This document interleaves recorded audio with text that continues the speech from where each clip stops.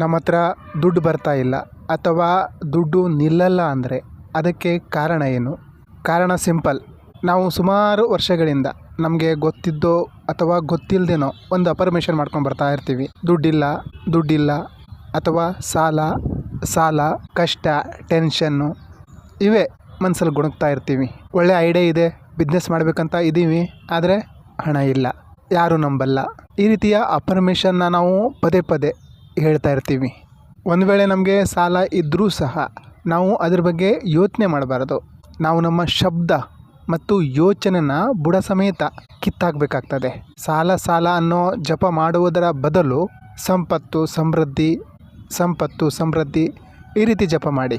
ಒಂದು ವೇಳೆ ನಿಮಗೆ 10 ಲಕ್ಷ ಸಾಲ ಇದೆ ಅಂದರೆ ನನ್ನ ಹತ್ರ 20 ಲಕ್ಷ ಇದೆ, ನನ್ನ ಹತ್ರ 20 ಲಕ್ಷ ಇದೆ ಅನ್ನೋ ಥರ ಅಫರ್ಮೇಷನ್ ಮಾಡಿ. ತಿಂಗಳಿಗೆ 15,000 ಸಂಬಳ, 20 ಲಕ್ಷ ಎಲ್ಲಿಂದ ಬರ್ತದೆ? ಅದು ನಿಮ್ಮ ಕೆಲಸ ಅಲ್ಲ. ಎಲ್ಲಿಂದ ಬರ್ತದೆ, ಹೇಗೆ ಬರ್ತದೆ, ಅದು ನಿಮ್ಗೆ ಬೇಕಾಗಿಲ್ಲ. ನೀವು ಯಾವ ದೇವ್ರ ಮೇಲೆ ನಂಬಿಕೆ ಇಡ್ತೀರೋ ಆ ದೇವರಿಗೆ ಬಿಟ್ಬಿಡಿ. ನೀವು ಯಾವ ದೇವ್ರಿಗೆ ನಂಬ್ತೀರೋ ಆ ದೇವರಿಗೆ ಪ್ರಾರ್ಥನೆ ಮಾಡಿ. ದೇವರೇ, ನನಗೆ 20 ಲಕ್ಷ ಬೇಕು, ಎಲ್ಲಿಂದ ಬರ್ತದೆ, ಹೇಗೆ ಬರ್ತದೆ ನನಗೂ ಗೊತ್ತಿಲ್ಲ, ಆದರೆ ಬರ್ತದೆ, ನೀನು ಕೊಡ್ತೀಯ, ನಿನ್ನ ಮೇಲೆ ನನಗೆ ವಿಶ್ವಾಸ ಇದೆ ಅನ್ನೋ ಒಂದು ಫೀಲಿಂಗ್ನಲ್ಲಿ ನೀವು ಇರಬೇಕಾಗ್ತದೆ, ವಿಶ್ವಾಸದಲ್ಲಿ ಇರಬೇಕಾಗ್ತದೆ. 20 ಲಕ್ಷ ಬಂದೇ ಬರ್ತದೆ. 20 ಲಕ್ಷ ಬಂದಿದೆ, 20 ಲಕ್ಷ ಈಗ ನಿಮ್ಮ ಹತ್ರ ಇದೆ. 20 ಲಕ್ಷ ಇದ್ದರೆ ನೀವು ಯಾವ ರೀತಿ ಭಾವನೆಯಲ್ಲಿ ಇರ್ತೀರಾ ಆ ಒಂದು ಭಾವನೆಯಲ್ಲಿರಿ. 20 ಲಕ್ಷ ಬಂದಿದೆ ಅಂದರೆ ನಿಮ್ಮ 10 ಲಕ್ಷ ಸಾಲ ತೀರ್ತದೆ, ಇನ್ನೂ 10 ಲಕ್ಷ ಇರ್ತದೆ ನಿಮ್ಮ ಹತ್ರ ಇದ್ದರೆ ಏನೇನು ಮಾಡ್ತೀರಾ ಅದ್ರ ಬಗ್ಗೆ ಯೋಚನೆ ಮಾಡಿ. ಆ ಒಂದು ಫೀಲಿಂಗ್ಸ್ನಲ್ಲಿ ಇರಬೇಕಾಗ್ತದೆ, ಆ ಒಂದು ಭಾವದಲ್ಲಿ ಇರಬೇಕಾಗ್ತದೆ, ಆ ಒಂದು ವೈಬ್ರೇಷನ್ನಲ್ಲಿ, ಫ್ರೀಕ್ವೆನ್ಸಿಯಲ್ಲಿ ಇರಬೇಕಾಗ್ತದೆ. ಇನ್ನು ನೀವು ಆ ಸಾಲದ ಟ್ರಾಪಿಂದ ಹೊರಬರಬೇಕಂದ್ರೆ ಇವತ್ತಿಂದನೇ ಒಂದು ನೋಟ್ಬುಕ್ ತಗೊಂಡು ಗ್ರ್ಯಾಟಿಟ್ಯೂಡ್ನ ಬರಿಬೇಕಾಗ್ತದೆ. 20 ಲಕ್ಷ ಹತ್ತಿರ ನೀವು ತಲುಪಬೇಕಂದ್ರೆ ಇವತ್ತು ಬಂದಿರುವಂತಹ 100 ರೂಪಾಯಿ, 1000 ರೂಪಾಯಿ, 10,000 ಆಗಿರಲಿ, 20,000 ಆಗಿರಲಿ, ಎಷ್ಟೇ 1 ರೂಪಾಯಿ ಬಂದರೂ ಸಹ ಅದಕ್ಕೆ ಕೃತಜ್ಞತೆ ಸಲ್ಲಿಸಬೇಕು. ಇವತ್ತು ನನ್ನ ಹತ್ರ 10 ರೂಪಾಯಿ ಬಂತು, ಕೃತಜ್ಞತೆಗಳು. ಯಾರು ಕೊಟ್ಟರು ಅವರಿಗೂ ಕೃತಜ್ಞತೆ ಸಲ್ಲಿಸಬೇಕು, ಆ ದುಡ್ಡಿಗೂ ಕೃತಜ್ಞತೆ ಸಲ್ಲಿಸಬೇಕು. ಅದನ್ನು ನೋಟ್ಬುಕ್ಕಲ್ಲಿ ನೋಟ್ ಮಾಡ್ತಾ ಹೋಗಿ. ಆವಾಗ ನಿಮ್ಗೆ ಗೊತ್ತಾಗುತ್ತೆ ನಿಮ್ಮ ಹತ್ರ ಎಷ್ಟು ದುಡ್ಡು ಬರ್ತದೆ ಅನ್ನೋದು. ಈಗೇನಾಗ್ತಾ ಇದೆ ಅಂದರೆ ದುಡ್ಡು ಬರ್ತಾ ಇದೆ, ಆದರೆ ನಾವು ಅದ್ರ ಮೇಲೆ ಗಮನ ಕೊಡ್ತಾ ಇಲ್ಲ, ಕೊರತೆ ಮೈಂಡ್ಸೆಟ್ಟಲ್ಲಿದ್ದೀವಿ. 100 ರೂಪಾಯಿ ಎಲ್ಲಿ ಸಾಕಾಗ್ತದೆ, 1000 ರೂಪಾಯಿ ಎಲ್ಲಿ ಸಾಕಾಗ್ತದೆ, 5,000 ಬಾಡಿಗೆ ಕಳಿಸ್ಬೇಕು, ಓನರ್ ಸಾಯ್ತಾನೆ, ಈ ರೀತಿಯ ಮಾತುಗಳನ್ನು ಆಡ್ತೀವಿ. ಬಂದಂತಹ ದುಡ್ಡಿಗೆ ಗೌರವನೇ ಕೊಡಲ್ಲ. ನಾವು ಬಾಡಿಗೆಗೆ ಇದ್ದೀವಿ, ಖುಷಿಯಾಗಿದ್ದೀವಿ, ಒಳ್ಳೆ ಮನೆ ಸಿಕ್ಕಿದೆ, ಅದ್ರ ಬದಲಿಗೆ ನಾವು ಒಂದು 5,000 ಬಾಡಿಗೆ ಕೊಡ್ತಾ ಇದ್ದೀವಿ ಅಂದರೆ ಅದನ್ನೂ ಸಹ ಖುಷಿಯಾಗಿ ಕೊಡಲ್ಲ, ಅಳ್ತಾ ಕೊಡ್ತೀವಿ, ಗೊಣಗ್ತಾ ಕೊಡ್ತೀವಿ. ನೀವೇನು ದುಡ್ಡು ಹೊರಗಡೆ ಕೊಡ್ತಾ ಇದ್ದೀರೋ ಅದು ಬಾಡಿಗೆ ಆಗಿರ್ಬೋದು, ಯಾವುದಕ್ಕೂ ಆಗಿದ್ರೂ ಸಹ ಅದನ್ನು ಖುಷಿಯಾಗಿ ಕೊಡಿ. ಇವತ್ತು 5,000 ಹೊರಗಡೆ ಕೊಡ್ತಾ ಇದ್ದೀನಿ ಅಂದರೆ ಅದು 50,000 ಆಗಿ ವಾಪಸ್ ಬರ್ತದೆ ಅನ್ನೋ ಒಂದು ಭಾವನೆಯಲ್ಲಿ ಕೊಡಿ. ಯಾರಿಗಾದರೂ ದುಡ್ಡು ಕೊಡಬೇಕಾದ್ರೆ ಇದು ಜಾಸ್ತಿಯಾಗಿ ನನ್ನ ಹತ್ರ ಬರ್ತದೆ ಅನ್ನೋ ಒಂದು ಭಾವನೆಯಲ್ಲೇ ಕೊಡಿ. ನಿಮ್ಮ ಹತ್ರ ಬಂದಂತಹ ಪ್ರತಿಯೊಂದು ಹಣದ ಲೆಕ್ಕವನ್ನು ಬರೀರಿ ಮತ್ತು ಅದಕ್ಕೆ ಕೃತಜ್ಞತೆ ಸಲ್ಲಿಸಿ. ಇವತ್ತು ನನ್ನ ಹತ್ರ 100 ರೂಪಾಯಿ ಬಂತು, ಥ್ಯಾಂಕ್ ಯು. ಇವತ್ತು ನನ್ನ ಹತ್ರ 500 ಬಂತು, ಥ್ಯಾಂಕ್ ಯು. ಇವತ್ತು ನನ್ನ ಹತ್ರ 1000 ಬಂತು, ಥ್ಯಾಂಕ್ ಯು. ಬಂದಿದ್ದು ಖರ್ಚು ಆಗ್ಬೋದು, ಆಗಲಿ, ಖುಷಿಯಿಂದ ಕೊಡಿ. ಉಳಿತಾಯನೂ ಆಗ್ಬೋದು, ಅದನ್ನು ಖುಷಿಯಾಗಿ ಎತ್ತಿಡಿ. ಬರೋ ಹಣದ ಮೇಲೆ ನಿಮ್ಮ ಗಮನ ಇರೋದ್ರಿಂದ ನೀವು ಅಬಂಡೆನ್ಸ್ ಮೈಂಡ್ಸೆಟ್ ಕಡೆ ಶಿಫ್ಟ್ ಆಗೋದನ್ನು ನೀವೇ ನೋಡ್ತೀರಾ. ನಿಮ್ಮ ಮೈಂಡ್ ಅಬಂಡೆನ್ಸ್ ಕಡೆಗೆ, ಅಬಂಡೆನ್ಸ್ ಅಟ್ರಾಕ್ಟ್ ಮಾಡೋದನ್ನು ನೀವೇ ನೋಡ್ತೀರಾ.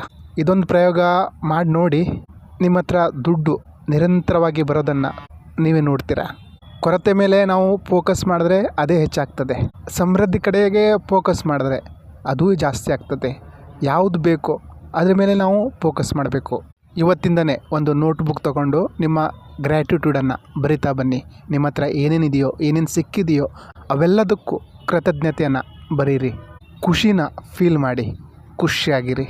ದೇವ್ರ ಹತ್ರ ಪ್ರಾರ್ಥನೆ ಮಾಡಿ, ದೇವರೇ ನನ್ನ ಜೀವನದಲ್ಲಿ ಸುಖ, ಸಂತೋಷ, ನೆಮ್ಮದಿ, ಶಾಂತಿ ಕೊಡು, ಒಳ್ಳೆಯದನ್ನು ನನ್ನ ಜೀವನದಲ್ಲಿ ಕಳಿಸು ಅಂತ ಪ್ರಾರ್ಥನೆ ಮಾಡಿ. ಒಳ್ಳೆಯದೇ ಆಗ್ತದೆ. ಒಳ್ಳೆಯದ್ರ ಮೇಲೆ ಫೋಕಸ್ ಮಾಡಿ, ಒಳ್ಳೆಯದೇ ಬರ್ತದೆ. ನೀವು ಆ ರೀತಿಯ ಫ್ರೀಕ್ವೆನ್ಸಿ ವೈಬ್ರೇಷನಲ್ಲಿದ್ದಾಗ ಆ ರೀತಿಯಾದಂತಹ ವಸ್ತು, ವಿಷಯ, ವ್ಯಕ್ತಿಗಳೇ ನಿಮ್ಮ ಹತ್ರ ಅಟ್ರ್ಯಾಕ್ಟ್ ಆಗ್ತಾರೆ. ಆ ರೀತಿಯ ಸಂಗತಿಗಳೇ ನಿಮಗೆ ಅಟ್ರ್ಯಾಕ್ಟ್ ಆಗ್ತದೆ. 20 ಲಕ್ಷ ಬಂದ ಮೇಲೆ ಅಥವಾ 2 ಕೋಟಿ ಬಂದ ಮೇಲೆ ನಮ್ಗೆ ಯಾವ ಖುಷಿ ಆಗ್ತದೋ ಆ ಖುಷಿನ ಈಗಲೇ ಫೀಲ್ ಮಾಡೋದೇ ನಿಜವಾದ ಮ್ಯಾನಿಫೆಸ್ಟೇಷನ್. ಮ್ಯಾನಿಫೆಸ್ಟೇಷನ್ ಅಂದರೂ ಸಹ ಆ್ಯಕ್ಚುಲಿ ಇದೆ. ವಿಷಯ ಇಷ್ಟೇ, ದುಡ್ಡು ಬರಲಿಕ್ಕೆ ತಯಾರಾಗಿದೆ, ದುಡ್ಡು ನಮ್ಮ ಅಕ್ಕಪಕ್ಕದಲ್ಲಿ ಇದೆ. ಆದರೆ ನಾವು ಸ್ವೀಕಾರ ಮಾಡಲಿಕ್ಕೆ ತಯಾರಾಗಬೇಕಾಗ್ತದೆ. ದುಡ್ಡು ನನ್ನ ಹತ್ರ ಬರ್ತದೆ ಅನ್ನೋ ಒಂದು ಬಲವಾದ ವಿಶ್ವಾಸದಲ್ಲಿರಬೇಕಾಗ್ತದೆ. ದುಡ್ಡು ಬರ್ತದೆ. ಗ್ರ್ಯಾಟಿಟ್ಯೂಡ್ ಅಂದರೆ ಆಭಾರ ವ್ಯಕ್ತಪಡಿಸೋದು. ಇದು ಯಾವ ರೀತಿ ಅಂದರೆ, ಮನೆಯಲ್ಲಿ ನಿಮ್ಮ ಮಕ್ಕಳು ನಿಮಗೆ ಒಂದು ನೋಟ್ಬುಕ್ ಬೇಕು ಅಂತಾರೆ, ಪುಸ್ತಕ ಬೇಕು ಅಂತಾರೆ. ನೀವು ಅದಕ್ಕೇನು ಹೇಳ್ತೀರಾ? ನಾಳೆ ಮಾರ್ಕೆಟಿಗೆ ಹೋದಾಗ ತಗೊಬರ್ತೀನಿ ಅಂತೀರಾ. ಆ ಮಗು ಆಟ ಆಡ್ಲಿಕ್ಕೆ ಹೋಗ್ತದೆ. ಅದೊಂದು ಸರ್ಟನಿಟಿಲಿ, ಒಂದು ನಿಶ್ಚಿತತೆಯಲ್ಲಿ ಇರ್ತದೆ. ಅಂದರೆ ನಮ್ಮಪ್ಪ ತಗೊಂಡು ಬಂದೇ ಬರ್ತಾರೆ ಅನ್ನೋ ಒಂದು ನಂಬಿಕೆ, ವಿಶ್ವಾಸ. ಆ ರೀತಿ ಇರಬೇಕು. ದೇವ್ರ ಹತ್ರ ಪ್ರಾರ್ಥನೆ ಮಾಡಿದಾಗ ಆ ರೀತಿಯ ವಿಶ್ವಾಸ ನಮ್ಮಲ್ಲಿರಬೇಕಾಗ್ತದೆ. ನಮಗೇನು ಬೇಕೋ ಅದು ನಮಗೆ ಸಿಕ್ಕೇ ಸಿಗ್ತದೆ. ನಿಮ್ಗೇನು ಬೇಕೋ ಅದ್ರ ಮೇಲೆ ಫೋಕಸ್ ಮಾಡಿ, ಅದ್ರ ಬಗ್ಗೆ ಯೋಚನೆ ಮಾಡಿ, ಮತ್ತೆಲ್ಲ ತಲೆಯಿಂದ ತೆಗೆದುಹಾಕಿ. ನಿಮಗೆ ಇವತ್ತುವರೆಗೆ ಏನೇನು ಸಿಕ್ಕಿದೆಯೋ ಎಲ್ಲದಕ್ಕೂ ಕೃತಜ್ಞತೆನ ಬರಿತಾ ಬನ್ನಿ. ನಿಮ್ಮ ಹತ್ರ ಬರೋ ದುಡ್ಡಿಗೂ ಕೃತಜ್ಞತೆನ ಸಲ್ಲಿಸಿ. ನಿಮ್ಮ ಹತ್ರ ಎಷ್ಟು ದುಡ್ಡು ಬಂತು ಅನ್ನೋದನ್ನು ಬರಿತಾ ಬನ್ನಿ. ಅದ್ರ ಮೇಲೆ ಮಾತ್ರ ನಿಮ್ಮ ಫೋಕಸ್ ಇರಲಿ. ಎಷ್ಟು ದುಡ್ಡು ಬರ್ತದೆ ನಿಮಗೆ ಗೊತ್ತಾಗ್ತದೆ.